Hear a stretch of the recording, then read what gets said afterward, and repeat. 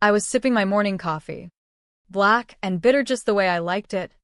When the Slack notification hit my screen like a slap. Derek Harlan had revoked my admin access to the compliance Vault server. No heads up. No call. No nothing. Just that cold red banner. Access denied. The same vault that held every encrypted log. Every audit trail Meridian Capital needed to keep the regulators from tearing them apart. I didn't flinch. Didn't curse. I simply set the mug down. Walked to the locked drawer in my home office and pulled out the original vendor agreement. 32 pages. Signed. Notarized. Countersigned by their former CFO. The one they'd forgotten existed the moment Derek walked in with his streamline everything mantra. See? I wasn't just some internal IT contractor. I was the owner and sole architect of VossVault LLC, the external compliance infrastructure provider. The federated zero-trust environment. The immutable audit pipelines. The automated SOC2 and SOX reporting engines. All of it lived under my company's license. Not Meridian's cloud tenant. Mine. Derek thought he was firing an employee. What he actually did was breach a multi-million-dollar vendor contract he'd never bothered to read. It started months earlier. Derek arrived as the new VP of Operations, fresh from a tech startup where he'd optimized everything into oblivion. Second week on the job, he called an all-hands and stood there in his slim-fit shirt, waving a slide deck like it was scripture. "We're eliminating third-party dependencies," he announced. Circling a red bubble labeled vendor redundancies, $7.2 million annual savings. One of those bubbles was VossVault. I sat in the back row, sipping cold brew, watching him grin at the CFO. "We'll own our stack end-to-end." I took a screenshot of the timestamp. I knew exactly where this was headed. Over the next weeks, he got bolder. Revoking licenses. Resetting roles. Running audits I wasn't copied on. A junior dev from finance tried to rewrite permissions on folders they didn't understand. They broke the metadata sync twice. Took the SOC2 reporting pipeline offline for 4 days without realizing it. Still, I said nothing. I just documented. Every unauthorized change was another step toward Clause 4.3, material interference without 30-day written notice triggers default and penalties. The environment wasn't even hosted on Meridian's infrastructure. It lived in a dedicated cloud tenancy registered to VossVault LLC, with federated access, immutable logs, and encryption keys rotated exclusively through my firm's secure policy. When Derek started yanking credentials, he was essentially trying to break into a house he didn't own and changing the locks without telling the landlord. I let him do it. Let him strut. Let him collect his little victories. Because every arrogant decision was just marching the company closer to a very expensive wall I'd already wired with legal explosives. The final blow came on a random Tuesday. No ceremony. No HR. Just a Slack message at 9:47 a.m. Send over the vault credentials. You're no longer needed. Desk cleared by end of day. No punctuation. No context. Just pure, unfiltered hubris. I stared at it for a long moment. Not shocked, expected. But the sheer stupidity of it almost made me smile. I typed back one line. There are no credentials to hand over. The Vault is a vendor-managed environment licensed exclusively to VossVault LLC. Then I logged out of everything internal, walked to the kitchen, poured the last of the coffee, and waited. 10 minutes later, my Meridian email vanished. Gray box. Gone. 15 minutes after that, my phone rang. Not Derek. Not HR. Legal. A senior counsel. Voice low and shaky. "Did he just fire you?" I let the silence hang. "Please tell me you didn't give him access." I didn't answer. The quiet said everything. She exhaled like the building was collapsing. "Oh God," because Derek had just, in writing, on Slack, with zero legal review, terminated the sole point of contact for a critical compliance infrastructure that held 7 years of audit logs, SOC 2 triggers, SOX reporting pipelines, and chain of custody records for a $9.8 billion asset manager. And worse, he demanded access in the same message, directly violating Clause 6.2, no credential transfer or administrative override without dual-party notarized consent. He hadn't just burned the bridge. He'd set it on fire and emailed the flames to the entire C-suite. Let me take you back to how this all began. 5 years earlier, Meridian was bleeding hours trying to keep audit logs straight across 6 siloed platforms. Regulators were circling. The old CFO called me in back when I was still just a consultant. "I need something bulletproof," he said. "Something that never fails an audit." I didn't just propose a system. I registered Vosvault LLC, filed the EIN, negotiated a 32-page contract, and became their primary compliance services provider. I built the whole thing quietly, efficiently, and with surgical legal clarity. Not because I wanted power, but because I knew someone like Derek would eventually show up swinging a machete at corners. The vault wasn't a shared drive. It was a living compliance nerve center. It ran scheduled tasks at 3 a.m. every Monday, checking timestamp integrity, rotating keys, pushing encrypted artifacts to the SEC portal with a 48-hour grace window per SOX integration. It maintained immutable chain of custody for every financial model from sandbox to production. And every line of it was contractually owned and operated by me. Derek never asked what Vosvault actually did. Never noticed the quarterly invoices. Never read the agreement his predecessor signed. He just saw a vendor and heard middleman. So when he sent that Slack message, he didn't realize he was triggering breach. There was no gray area. No, let's talk it through. Just a binding violation with a $5 million flat penalty payable within 14 days. Legal saw the Slack thread within minutes.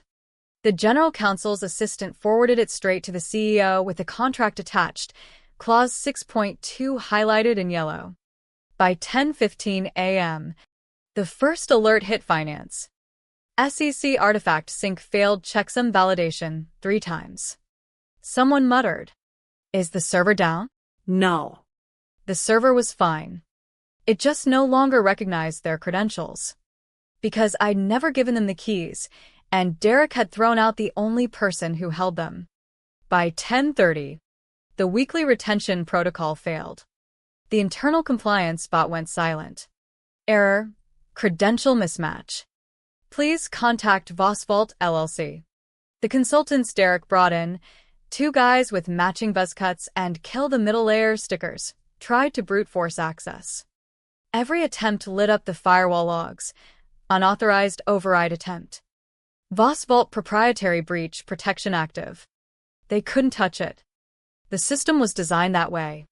If you're managing regulatory frameworks for nearly $10 billion, you don't build on trust. You build on proof. And I had engineered every failsafe. Meanwhile, I sat at home, watching automated alerts roll in. Every unauthorized interaction timestamped and archived. The system wasn't screaming. It was simply refusing to recognize its former owners. They say systems fail slowly, then all at once. At Meridian, it started with a missing spreadsheet for the quarterly CFO call. The war room should have been humming. Decks finalized. Financials reviewed. Instead, the artifact links returned 403 forbidden. The system was still there. It just didn't know them anymore. At 11:07, internal audit raised a critical ticket. No visibility into vendor space. That was the moment the mask slipped. Legal pulled the full contract. Walked it physically into the executive suite. One clause underlined, access rests solely with the vendor of record. Any unapproved action may constitute breach. The CFO call was canceled. Officially, technical instability. Unofficially, everyone knew. The CEO turned to legal and asked the question that changed everything. Who owns Vosvault? The assistant general counsel didn't even look up. She does. Not a contractor. The sole proprietor. Every credential. Every license. Tied to my name. The room went quiet. They had built their entire reporting flow on infrastructure they never truly owned because they never mirrored it. Never documented it internally. I had handled it all. By their request. Under contract. And now they had no access. Because they had no vendor. Because Derek had fired me without negotiation. Without the 30-day window. Without legal review. The email arrived at 3:36 p.m. Subject: Recontractual clarification, Vosvault. From the general counsel herself. Polite corporate phrasing stretched over desperation. Would you be open to consulting on a temporary reconfiguration? They still couldn't say undo what Derek did. My attorney responded. Short. Sharp. Attached the original agreement, highlighted. Bookmarked. Timeline of events. Slack message. Access revocation. Failed CFO call. All documented. At the bottom, formal notice of breach. Early termination fee, $5 million. Payable within 14 days. No negotiation. No wiggle room. The swagger drained out of the building overnight. Derek was suspended the next morning. HR memo. Pending internal review. Translation: he's gone. His Slack account vanished. No goodbye. No all hands. Just disappeared like a process killed mid-execution. Later that day, a private note from the CEO. No NDA. No strings. He acknowledged protocol failure. Mishandled termination. Misunderstood dependencies. Regretted how it unfolded.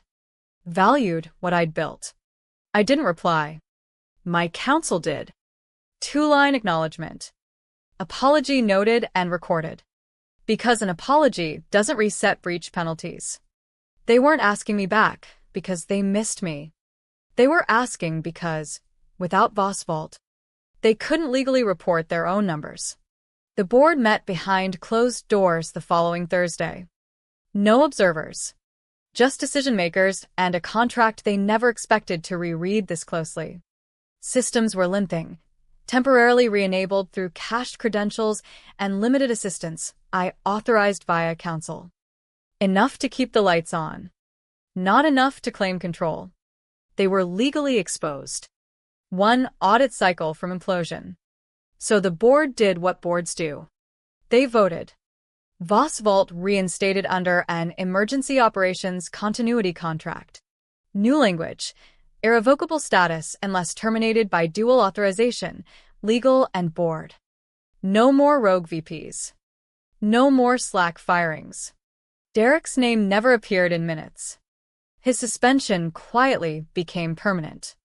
At 4:13 p.m., the vault came back online. No data lost. No corruption. Every sync reconnected. Because I never deleted anything. Never sabotaged. I just waited. Quiet systems don't scream when ignored. They simply stop recognizing you. Now. Every compliance folder carried a new footer. Access provided under Continuity Clause 8.2. Termination requires dual approval. An asterisk that would live in their infrastructure forever. Every Monday at 3 a.m. Sharp. The handshake happens. The regulatory readiness queue spins up. Checks integrity logs. Rotates keys. Verifies backups. Then pings Vosvault. Handshake complete. No one watches it. No one needs to. It was built to run without applause. And every time, without fail, the ledger logs one line. Handshake complete. Even when one side tried to pretend the other didn't matter. They never told me if they fixed Derek's mess with a full debrief or just buried it under process improvements. Doesn't matter. His optimization roadmap dissolved. The consultants were replaced. New workflows now route through Legal First. Every executive onboarding packet includes the Vendor Relationship Index. VOSVault at the top. Marked irrevocable. I still don't appear on the org chart. My badge was never reactivated. They never offered a seat at the table. But the table checks with me before every meeting whether they admit it or not. When the system pings at 3 a.m., it doesn't care who the VP is this week. Doesn't care how many middlemen they promise to cut in the latest all-hands. It just wants proof the pipeline works. The logs are intact. The chain of custody is clean. And it still comes to me for that answer. The handshake isn't just protocol. It's memory. Machine deep. Contractual. Precise. It doesn't forget who built it. Doesn't forget the clause. Doesn't forget what silence really means. I never asked to be celebrated. Never wanted to be the hero. I just wanted the work to stand on its own.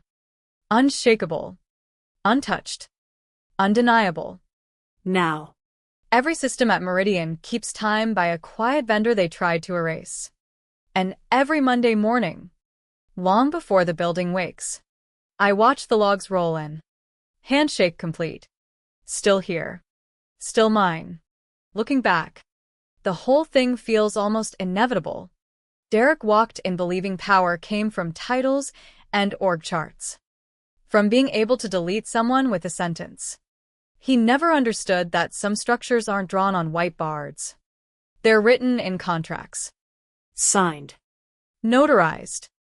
Enforceable. I never needed their org chart. I had a signature, his predecessor's, on page 17. And that carried more weight than any Slack message. The real lesson isn't about revenge. It's about respect. Respect for the people who build the quiet systems that keep everything running. The ones who don't demand seats at tables because they're busy making sure the floor doesn't collapse. Derek thought he was cutting fat. He cut into the bone of their entire regulatory framework.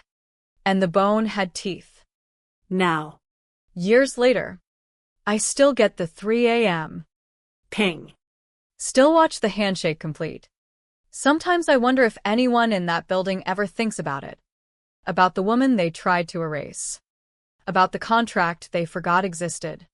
About the $5 million they paid, not because I asked for it, but because they broke their own word. I doubt it. People move on. New VPs come. New buzzwords. New promises to own the stack. But the vault remembers. The logs remember. The handshake remembers. And every Monday, at 3 a.m., it quietly reminds them, you don't get to decide when the quiet work stops mattering. It never stops. It's still here. It's still mine. And the system? It just keeps running. Handshake complete.